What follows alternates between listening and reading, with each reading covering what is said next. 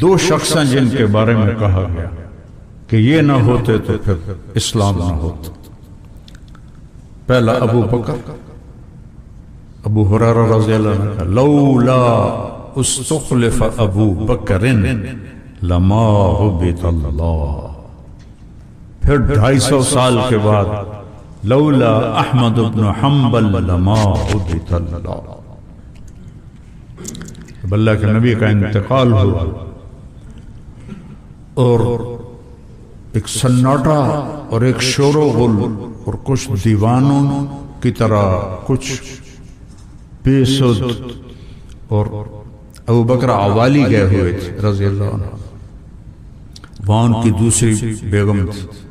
پتہ چلا تو گھوڑا دوڑاتے ہوئے آئے, آپ کے چادر چہرے سے ہٹائی, ماتھے کا بوسہ لیا, گرم آنسو ماتھے پر گرے کہ واہ صفیہ واہ حبیبہ واہ خلیلہ لا یجمع اللہ علیک الموتتین ابدا.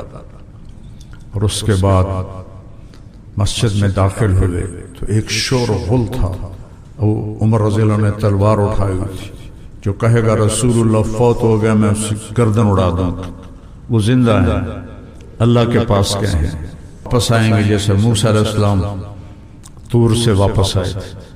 آپ منبر پر کھڑے ہوئے, عمر اقعد, ان کا اعلان تو محسوس کیا کہ نہیں مانیں گے میری بات, تو ان سے توجہ ہٹائی اور جملہ سن.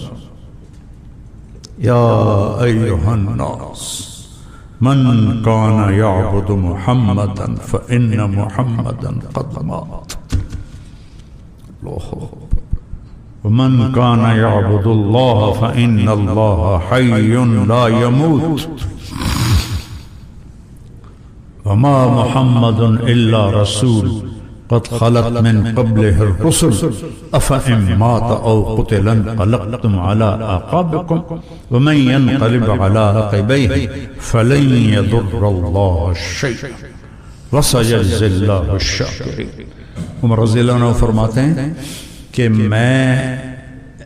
میری ٹانگوں سے جان نکل گئی تو میں ایسے گرا, ایسے نہیں, ایسے سیدھا گرا کہ مجھے لگا جیسے یہ آیت ابھی نازل ہوئی ہے, اور مجھے یقین ہو گیا کہ اللہ کے نبی فوت ہو گئے.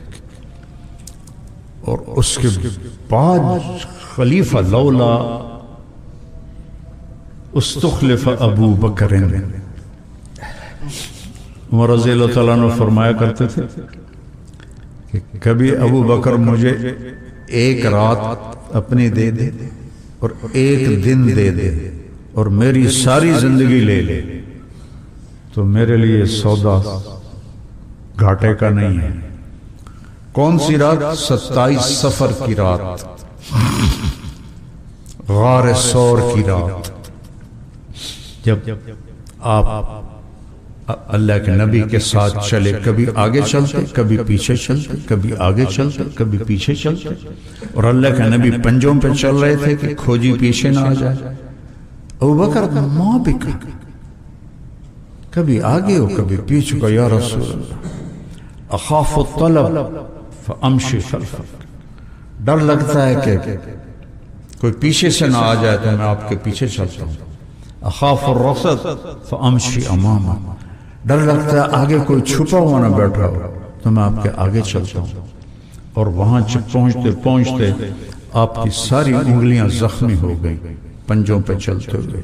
تو جس نے دیکھا ہے ثور پہاڑ اپنے کمر پہ بٹھایا اور پورے پہاڑ کی چوٹی پر لے کے, اور پھر آپ کو باہر بٹھا کر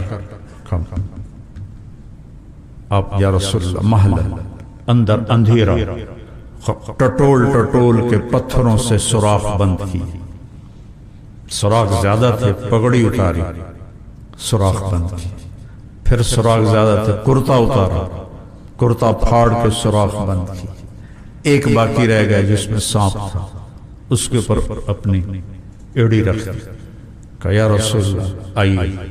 جب آپ تشریف لائے تو اندھیرے میں پتہ نہیں چلا, جب تھوڑی سی سحر کی سفیدی نمودار ہو تو آپ نے تھے ابو بکر ما بک اراک عریان، کدھر گئے تیرا عمامہ تیرا کرتا؟ کہ یا رسول اللہ یہ سارے سوراخ تھے، مجھے ڈر لگا کوئی چیز آپ کو تکلیف نہ پہنچائے۔ تو آپ کے آنسوں نے کہا اے اللہ میں ابو بکر سے راضی ہوں، تو بھی اس سے راضی ہو جائے اور اسے جنت میں میرا ساتھی بنا، صرف رضا نہیں میرا ساتھی بنا۔ ایک دم جبریل ہے یا رسول اللہ، اللہ تعالیٰ فرما رہے ہیں ہم ابو بکر سے راضی ہیں اور جنت میں آپ کا ساتھی بناتے ہیں۔ ایک یہ رات مانگتے تھے اور ایک جب مانعین زکوٰۃ نے انکار کر دیا کہ زکوٰۃ نہیں دیں گے نماز پڑھیں گے، اور ادھر اسامہ کا لشکر جس کو اللہ کے نبی نے روانہ کیا تھا اپنی وفات سے پہلے، تو سب نے کہا کہ اب یہ لشکر روانہ نہ کریں، چونکہ چاروں طرف ارتداد کی آگ پھیل گئی ہے، اس لیے ہمارے لشکر کا مدینے میں ہونا زیادہ ضروری ہے۔ تو فرمایا ایو سماء تظلنی و ایو ارض تقلنی، کون سا آسمان مجھے سایہ دے گا، کون سی دھرتی میرا بوجھ اٹھائے گی کہ میں اس جھنڈے کو نیچے کر دوں جسے میرے نبی نے بلند کیا تھا۔ لَأُنَفِّذَنَّ جَيْشَ أُسَامَہ، تو چہمہ گویاں شروع ہو گئی۔ تو عیاش بن ابی ربیعہ بڑے صحابہ کہنے لگے یہ چھوکرے کو امیر بنا دیا، کم از کم اس سے کہو امیر تو بدل دے۔ حضرت اسامہ بن زید کون پتہ مامور پتہ کون تھے؟ عمر، طلحہ، زبیر، سعد بن ابی وقاص، عباد بن بشر، عبادہ بن صامت، ابو دجانہ، ایسے شاہ سواران اور ایسے عشرہ مبشرہ، اور امیر کون؟ اسامہ، شکل کے حبشی، عمر 17 سال، کہ میرا نبی 17 سال والے پر ابو بکر اور عمر کو بھی ساتھ بھیجا ہوا تھا۔ ابو بکر تو پھر خلیفہ بن گئے، عمر انہوں نے خود مانگ لیا، ان کو امیر بنا کے بھیجے۔ تو حضرت عمر آئے کہ سارے بڑے ساتھی کہہ رہے ہیں کہ امیر تو بدل دو، تو بیٹھے ہوئے تھے، ایک دم سیدھا ہو گیا، مکہ مارا ان کے سینے پر کہ جس کو اللہ کا نبی امیر بنا دے میں اس کو بدلنے والا کون ہوتا ہوں؟ میں تو تیری مدد چاہتا تھا، تو بھی میرا ساتھ چھوڑ۔ اور آنسوں نکل طلبت نصرتک وجئتنی بالخذلان، ثقلتک امک یا ابن الخطاب وعدمتک۔ لشکر کو روانہ کیا اور پھر سب کو جمع کیا کہ میں مرتدین سے کیا کرنا ہے۔ یہ اس دن کی بتا رہا ہوں کہ جو عمر کہتے تھے کہ ایک دن دے دے، تو عمر بولو کیا کرنا ہے؟ کہا اب قتال کیسے کریں، لشکر تو انہیں بھیج دیا ہے، ابھی بس انہوں نے زکوٰۃ نہیں دی، برداشت کر لو، آپ ایسا ایسا آ جائیں گے زکوٰۃ پر۔ عثمان تم کیا کہتے ہو؟ کہ جو عمر کہہ رہا ہے۔ علی تم کیا کہتے ہو؟ کہ جو عمر کہہ رہا ہے۔ مہاجرون ما تقولون کما قال عمر، یا معاشر الانصار ما تقولون قالوا ما قال عمر۔ سب متفق ہو گئے کہ لشکر نہیں، ان مانعین زکوٰۃ سے نہیں لڑنا، صبر کرنا ہے، کہ پیچھے بندے ہی کوئی نہیں، چند سا لوگ۔ تو ایک دم اٹھے اور ممبر پر آئے، فحمد اللہ، یہ کہتے ہیں اللہ کو پہچانا۔ جب احد کی جنگ میں شکست ہو گئی اور سب کا رخ ہو گیا کفار قریش کا کہ اللہ کے نبی کو نشانہ بنائیں، ختم کریں، تو بھگدڑ مچی ہوئی تھی۔ تو اس وقت حضرت ابو بکر، عمر، علی، طلحہ، زبیر، سعد بن ابی وقاص اور قتادہ بن نعمان اور ابو دجانہ اور ایک آدھ کو 10 لوگ تھے جنہوں نے آپ کو گھیرے میں لیا ہوا تھا، عبادہ بن صامت۔ تو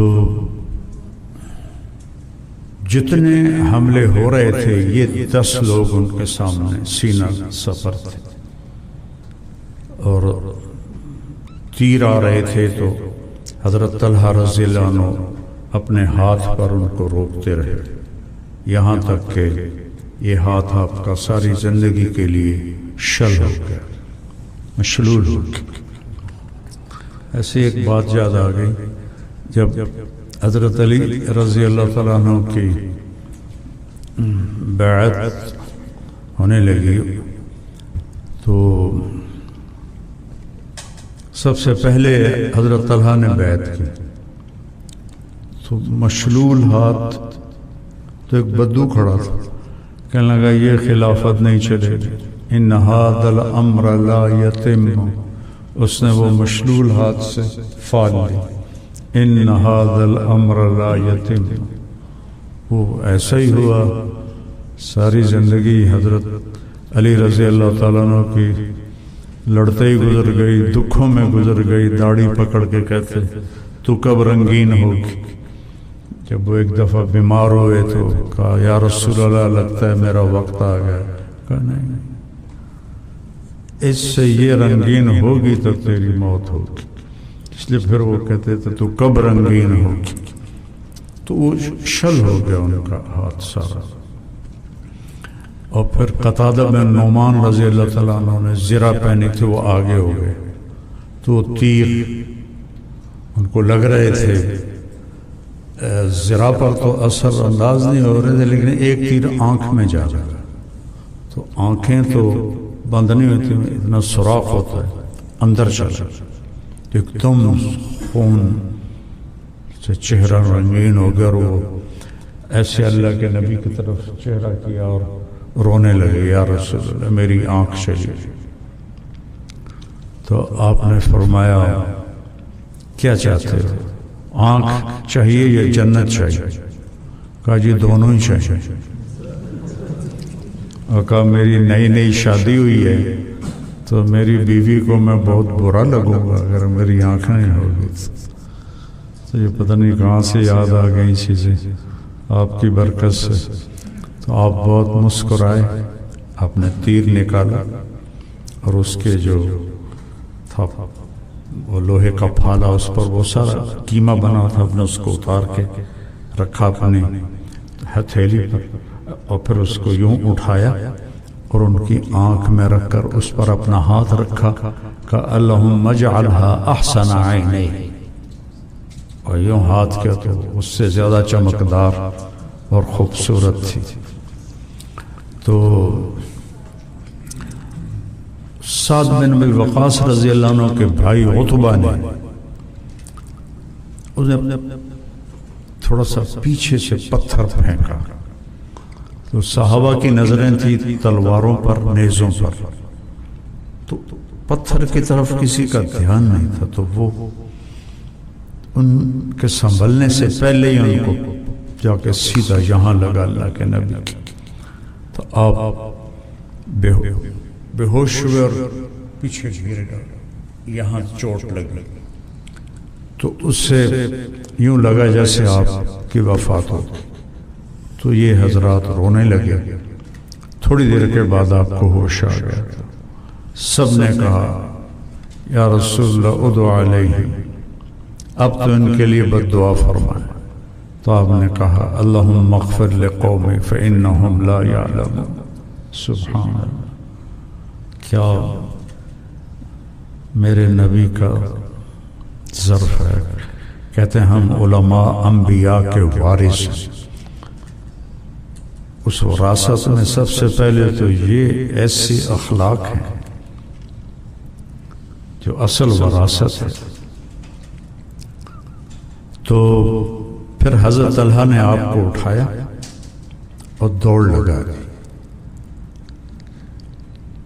تو پیچھے کفار نے ہجوم کیا تو آپ نے اللہ کے نبی کو نیچے زمین پہ بٹھایا اور پلٹ کے الٹے ہاتھ سے ان سب کو بھگا دیا. کیا اللہ نے طاقت دی تھی. تو جب وہ بھاگ گئے اور آپ نے اٹھایا اللہ کے نبی کو تو کہا اوجب طلحہ اوجب طلحہ. اور تھوڑی دور گئے تو پیچھے پھر چڑھ گئے قریش. آپ نے پھر اللہ کے نبی کو بٹھایا, پھر ان سے لڑ کر اکیلے نے سب کو بھگا دیا, اور پھر ان کو اٹھایا تو آپ نے کہا اوجب طلحہ اوجب طلحہ. تیسری دفعہ پہاڑ کے قریب ہو گئے تھے, پھر وہ چڑھ گئے, پھر ان کو بھگایا اور پھر اللہ کے نبی کو اٹھایا تھا, اوجب طلحہ اوجب طلحہ. پھر وہ ان کو لے کر پہاڑ پہ چڑھ گئے. آگے وہ شگاف تھا, اس میں آپ کے چڑھنے کی ہمت نہیں تھی.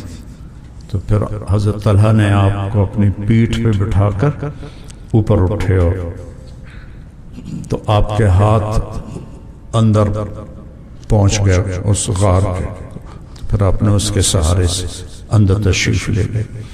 تو اس طرح باقی صحابہ بھی پھر جمع ہو گئے تھے. تو ابو سفیان رضی اللہ عنہ آئے کہ اثم محمد. آپ نے کہا خاموش رہنا, بولے کوئی نہیں. پھر کہا اثم ابو بکر. پھر آپ نے کہا اثم عمر. تو آپ نے کہا خاموش. حضرت عمر خاموش نہیں رہے. اس نے نعرہ لگا اولو حبل وقت ہم سارے زندہ ہیں, اللہ اعلیٰ. تمہارا حبل اعلیٰ نہیں, ہمارا اللہ اعلیٰ ہے. اللہ اعلیٰ و اکبر.